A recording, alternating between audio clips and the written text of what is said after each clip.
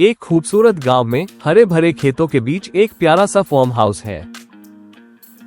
किसान मोहन और सावित्री हर दिन ताजी सब्जियां और अनाज उगाते हैं। आज टमाटर कितने लाल हो गए हैं, एवान और जियान को बहुत पसंद आएंगे। मम्मी देखो, मैं कितनी तेज चला सकता हूँ। चलो बच्चों, खाना खा लो। आज खेत के ताजा टमाटर की सब्जी है। प्यार, मेहनत और साथ, यही है इस छोटे से फार्म हाउस की असली ताकत।